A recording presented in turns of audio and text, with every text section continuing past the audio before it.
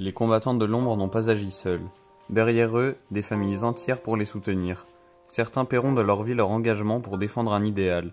Des parents, des fils, des filles s'organisent et se dressent contre le régime autoritaire situé à Vichy et ou contre les Allemands. Ils hébergent qui il ne faut pas, se chargent de missions de renseignement, rejoignent les maquis, cachent, nourrissent.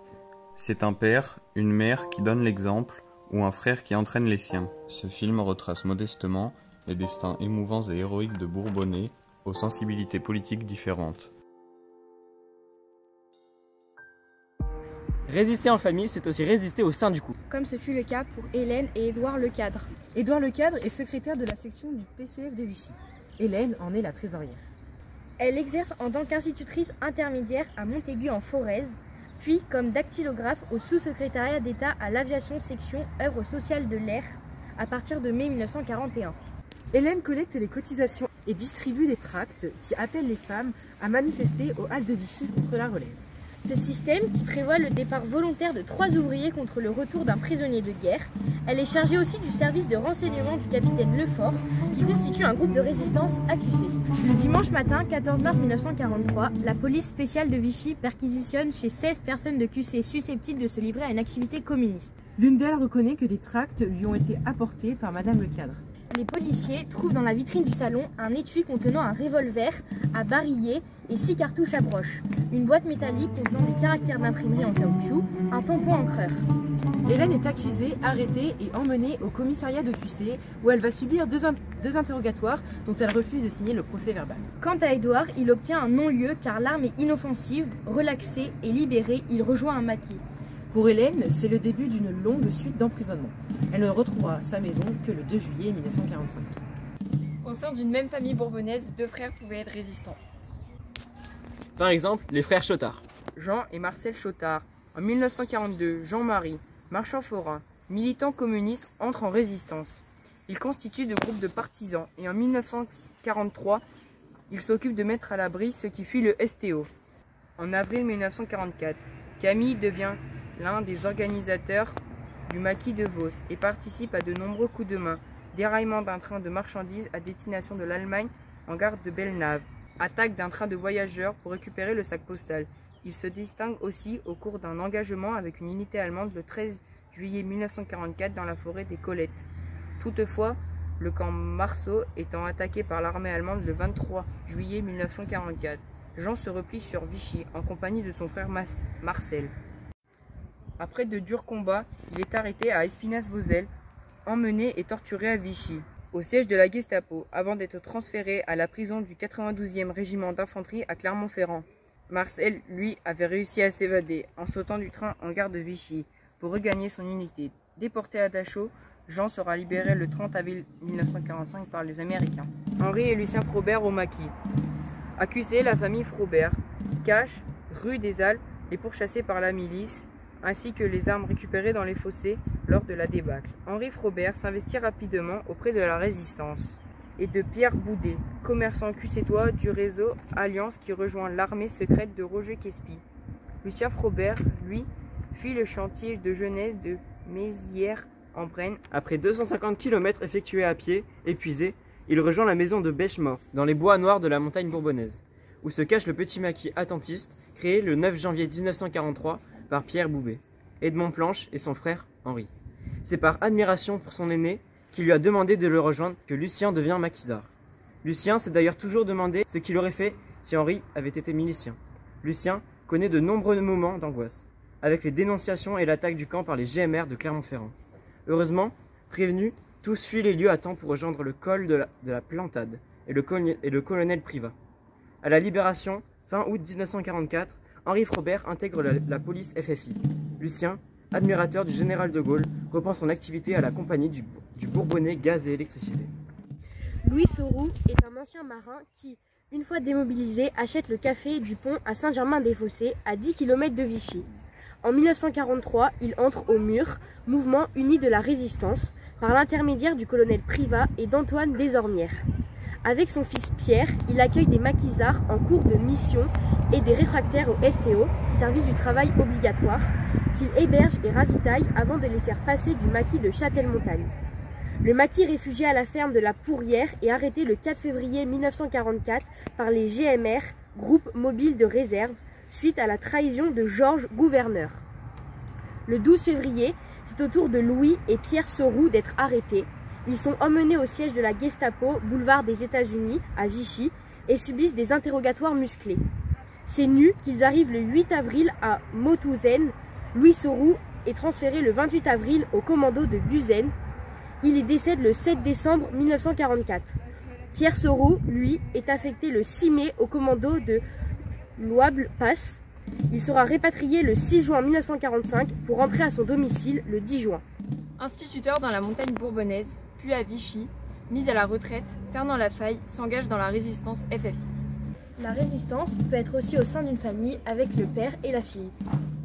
Il est de l'équipe qui, avec Marinette, libère 11 résistants condamnés lors de l'opération Pont-Mort d'août 1943 à la Voulchiac, Haute-Loire. À Maurine, Cantal, le capitaine Fernand Lafaille s'investit dans le service de santé du maquis, dirigé par le docteur Mallet, pour soigner les blessés des combats du Montmouchet. Le 20 juin 1944, l'ordre de décrocher donné est de rejoindre la Lozère, mais le convoi des chars à bœufs qui évacuent les blessés est encerclé au niveau du pont d'Estrignac, aujourd'hui commune de Val-d'Arcomie. Fernand Lafaille, armé d'un revolver, est atteint par une balle qui lui coupe l'artère fémorale. Il succomba rapidement. Pharmacienne, Anne-Marie Lafaille, Marinette, mère d'une petite fille, n'hésite pas à prendre des risques. Agent de liaison, fournisseuse des maquis en produits médicaux, elle cache Lucette Ingrand, l'épouse d'Henri Ingrand, le chef régional des Murs. Surveillée, elle vend sa pharmacie de Rion, 63, pour prendre le maquis à la fin 1943. Anne-Marie Menu participe à l'organisation du rédu du Montmouchet. Au cours du repli des blessés vers la Lozère et de l'embuscade allemande au pont d'Estrignac, Marinette, mitraillette à la main, blessée au rein. Prisonnière, elle est emmenée à l'hôpital de Saint-Flour où elle tente sans succès une évasion habillée en religieuse. Transférée au siège de la Gestapo de Clermont-Ferrand à Chamalières, elle est atrocement torturée.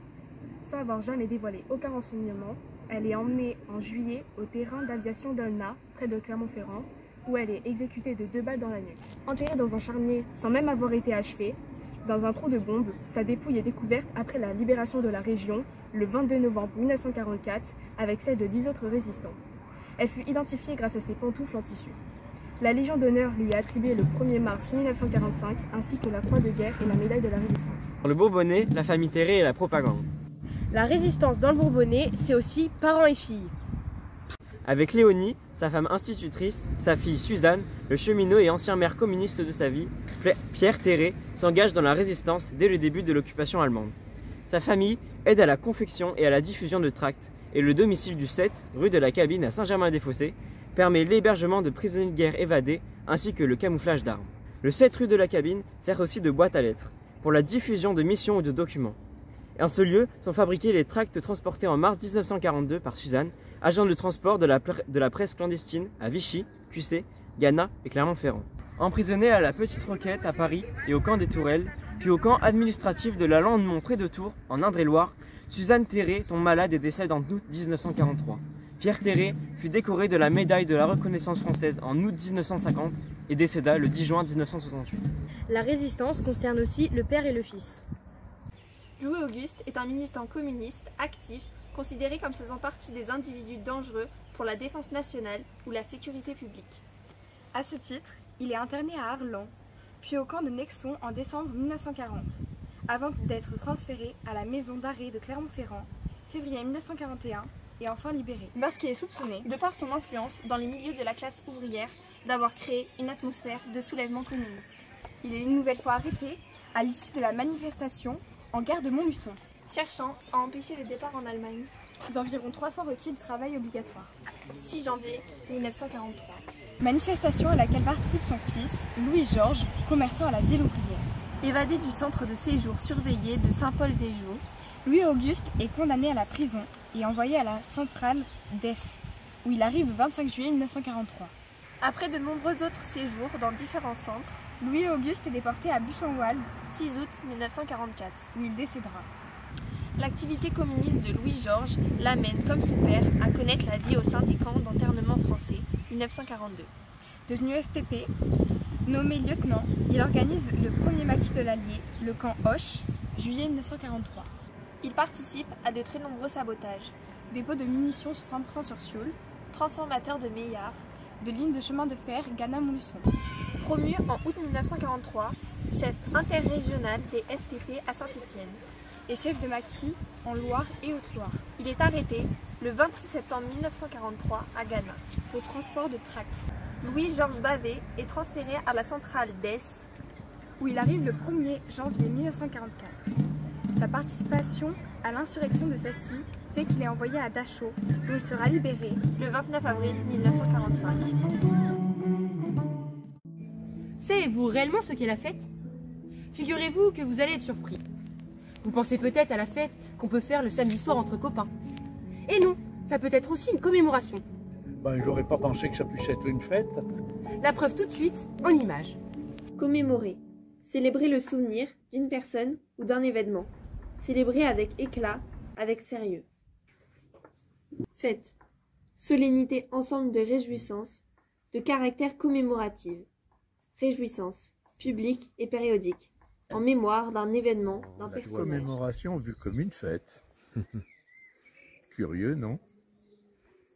Encore que, après tout, la commémoration pourrait être une fête. Une bonne commémoration, c'est certainement une belle fête. On pense toujours au passé, bien sûr, mais la commémoration, les gens la font au présent, sont ensemble. En commémorant, non seulement on vit avec le souvenir, mais on pense aussi à l'avenir. Et quand on fait la fête, c'est bien un petit peu ça aussi, non? Être ensemble et voir devant.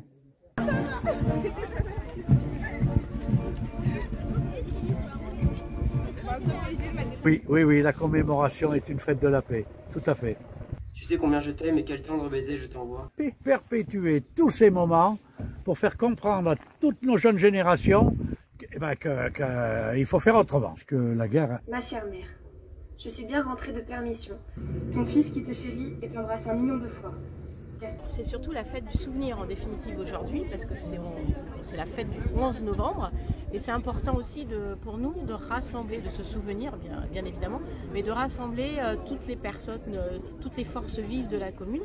Vous voyez qu'on est dans un plein défilé, on va partir incessamment sous peu, avec la musique, l'indépendante, la société musicale qui nous accompagne, avec les pompiers, avec les enfants des associations sportives par exemple, on a l'Espérance ce matin, avec aussi beaucoup d'enfants du conseil municipal d'enfants. Je suis ravie cette année que nous ayons beaucoup d'enfants. Les jeunes du collège qui vont nous lire des lettres des poilus, les porte-drapeaux bien évidemment et l'ensemble des habitants de la commune.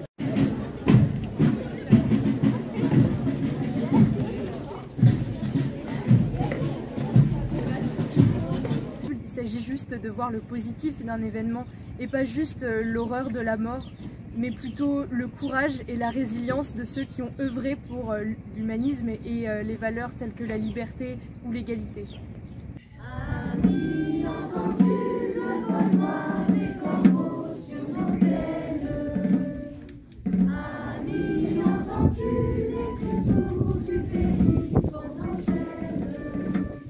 Dans le cadre d'une fête, d'un mariage ou un baptême, et dans le cadre d'une commémoration, les deux servent à célébrer quelque chose.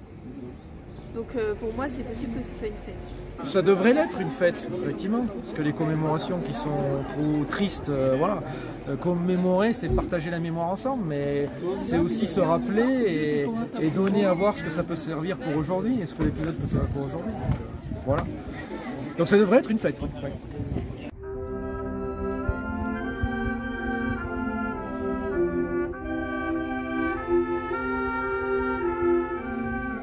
Franchement, c'est une super journée.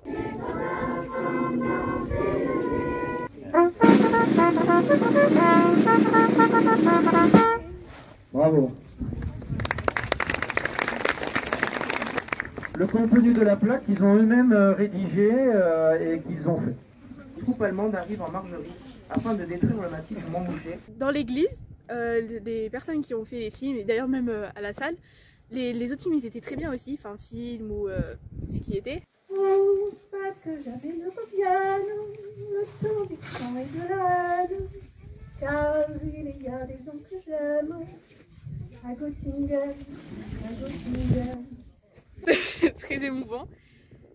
Petite larme à l'œil. C'est une fête quelque part, oui, puisque tout le monde se rassemble pour commémorer ce beau jour. Et après, il y a le verre de l'amitié, évidemment, à partager. Avec les gens qui vont se rencontrer. Absolument. Après tout, c'est peut-être pas une si mauvaise idée que ça de faire la fête pour commémorer, ou de commémorer en faisant la fête.